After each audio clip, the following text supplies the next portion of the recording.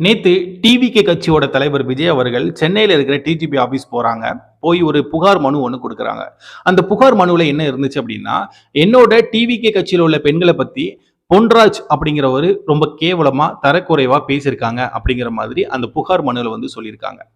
So யார் இந்த பொன்ராஜ்? எதற்கு பொன்ராஜ் மேல டிவிகே கட்சியோட தலைவர் வந்து புகார் மனு குடுக்கணும் அப்படிங்கிறத இந்த வீடியோல பார்க்க போறோம். ஸோ ஃபர்ஸ்ட் நம்ம அதில என்ன பார்க்க போறோம்னா, யார் இந்த பொன்ராஜ் அப்படிங்கிற கேள்விக்கு பதில் பார்த்துடலாம். ஸோ பொன்ராஜ் அப்படிங்கிறவரு வந்து அரசியல் விமர்சகர். ஸோ அரசியல் விமர்சகர் அப்படின்னா பொதுவா என்ன பண்ணுவாங்க? எல்லா கட்சியுமே பத்தி பேசுவாங்க. அண்ட் எந்தெந்த கட்சி நல்லது பண்ணியிருக்கு, எந்தெந்த கட்சி கெட்டது பண்ணியிருக்கு எல்லாத்தையுமே விமர்சிப்பாங்க. அதுதான் அரசியல் விமர்சகர். ஆனா இந்த மனுஷனோட பொன்ராஜ் அப்படிங்கிற மனுஷனோட நீங்க வீடியோஸ் நிறைய பார்த்தீங்கன்னா தெரியும். நிறைய இன்டர்வியூஸ் பார்த்தீங்கன்னா தெரியும். அவர் வந்து திமுக கட்சிக்கு சப்போர்ட் பண்ற மாதிரி கொஞ்சம் பார்க்கும்போது நமக்கு பச்சையா தெரிகிற மாதிரி தான் இருக்கு. அதுதான் யதார்த்தமான ஒரு உண்மை. ஸோ இதனாலவே நிறைய சோசியல் மீடியால என்ன சொல்றாங்கன்னா, "அடே நீ வந்து திமுக கட்சிக்கு முட்டு குடுக்க. அப்ப எதுக்கு அரசியல் விமர்சகர் அப்படின்னு பேர சொல்லிட்டு அலையிற? ஓப்பனா சொல்லிட்டு போயிரலாமே, நான் திமுகவுக்கு முட்டு குடுக்க, நான் திமுக கட்சிக்கு ஆதரவாளர் அப்படின்னு சொல்லிட்டு போயிரலாமே. அதுக்கு எதுக்கு தேவையில்லாம அரசியல் விமர்சகர் அப்படிங்கிற மாரி நீ இருக்க வேண்டும் அப்படிங்கிற மாதிரி நெறைய பேர் இன்ஸ்டாகிராம்லயும், யூடியூப்லயும் பேசிக்கிட்டு இருக்காங்க. ஓகே. ஸோ இதெல்லாம் இருக்கட்டும். ஸோ அரசியல் விமர்சகரா இப்போ வந்து பொன்ராஜ் அவர்கள் இருந்துட்டு வராங்க. இதுக்கு முன்னக்கூட்டி அவர் என்ன பண்ணியிருக்காருன்னு பார்த்தீங்கன்னா, இறந்து போன ஏபிஜே அப்துல் கலாம் எல்லாருக்குமே தெரியும்ல. ஸோ அந்த ஏபிஜே அப்துல் கலாமுக்கு உதவியாளரா பொன்ராஜ் அவர்கள் இருந்திருக்காரு. ஸோ இதில தான் அவர பத்தி படிக்கும்போது கொஞ்சம் ஷாக்கா இருந்துச்சு. ஏன்டா ஏபிஜே அப்துல் கலாம் எவ்வளோ பெரிய ஒரு மனுஷன். அவருக்கு நீ உதவியாளரா இருந்துகிட்டு, இந்த மாதிரி பெண்கள பத்தி கேவலமா பேசுறதுக்கு எப்படிடா மனசு வந்துச்சு? அப்படிங்கிற மாதிரி நெறைய பேர் வந்து இன்ஸ்டாகிராம்லயும், யூடியூப்லயும் கேட்டுக்கிட்டு இருக்காங்க. சரி, ஓகே. என்ன நடந்துச்சு அப்படிங்கிறத ஃபர்ஸ்ட் பார்த்துடலாமா? ஸோ ஒரு இன்டர்வியூ ஒண்ணு நடக்கு. அந்த இன்டர்வியூ யார வச்சு நடக்குன்னு பார்த்தீங்கன்னா, அரசியல் விமர்சகர் அப்படின்னு பேசப்படுற பொன்ராஜ் அவர்ட்ட தான் கேள்வி கேட்குறாங்க. ஸோ என்ன கேள்வி கேட்குறாங்க அப்படின்னா, இப்போ உள்ள கட்சி எப்படி இருக்கு? டிவிகே கட்சி எப்படி இருக்கு? அப்படின்னு சொல்லிட்டு காமனா ஜெனரலா கொஸ்டின் கேட்டுட்டு இருக்கும்போது, டிவிகே கட்சியில இருக்கிற பெண்கள் எல்லாருமே இந்த வேட சொல்லி அவர் பேசுறாரு. ஸோ பெண்கள காமனா இந்த வேட சொல்லி எப்படி பேசுறதுக்கு மனசு வந்துச்சு அப்படிங்கிறது தெரியல. I don't know. பட் ஆனா அவர் வந்து அந்த இன்டர்வியூல அப்படி பேசியிருக்காரு. ஸோ ஃபுல்லா டீட்டெயிலா பார்க்கும்போது என்னன்னா, பொதுவா ஃபர்ஸ்ட் டிவிகே தலைவரோட விஜய் இருக்காருல்ல, விஜய் வந்து இதுக்கு முன்னக்கூட்டியே ஆக்டிங்ல இருந்தாரு. ஒரு ஆக்டரா இருந்தாரு.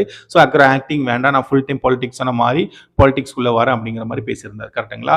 ஸோ அவர் ஆக்டரா இருக்கும்போது அவருக்குன்னு தனியா ஒரு ஃபேன் பாய்ஸ் இருந்தாங்க, ஃபேன் கேர்ள்ஸ் இருந்தாங்க. கரெக்ட்டுங்களா? ஸோ அதனால அவருக்கு நெறைய எக்கச்சக்கமான கேர்ள்ஸ் ஃபேன்ஸும் இருக்காங்க, பாய்ஸ் ஃபேன்ஸும் இருக்காங்க. பாய்ஸா இருந்தா அது எங்க அண்ணன் அப்படிங்கிற மாரி பேசுவாங்க. கேர்ள்ஸா இருந்தாலும் எங்க அண்ணன் விஜி, விஜிமா இந்த மாரி லைக் தட் இப்படி பேசுவாங்க. கரெக்ட்டுங்களா? ஸோ அவரு ஆக்டிங்க விட்டா கூட, இன்னும் வரைக்கும் அவங்களுக்குன்னு அதாவது விஜய் அவர்களுக்குன்னு தனி ஒரு செட் ஆஃப் ஃபேன்ஸ் இருக்காங்க. ஸோ அந்த ஃபேன்ஸ் அந்த பெண்கள பத்தி இந்த மாதிரி தரக்குறைவா பேசும்போது, அதோட விளைவுகள் எவ்வளோ பெருசா இருக்கும் அப்படிங்கிறத திரு பொன்ராஜ் அவர்கள் வந்து யோசிக்காம பேசிட்டாரா என்னன்னு தெரியல. அதுல என்ன மெயினா சொல்லியிருக்காருன்னா, விஜய் ஃபேன்ஸ் டிவிகே கட்சியில இருக்கிற பெண்கள் வந்து எனக்கு புருஷன் கூட வேண்டாம்.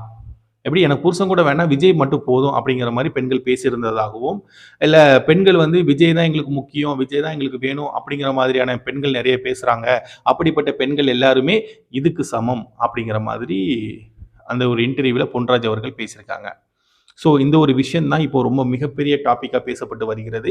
எப்படி அவரு ஒரு சோசியல் மீடியால ஒரு இன்டர்வியூல பப்ளிக்கா பெண்கள் அதாவது டிவிகே கட்சியில உள்ள பெண்கள பத்தி இப்படி பேசலாம் அப்படிங்கிற மாதிரியான டிபேட் தான் இப்ப நடந்துகிட்டு இருக்கு.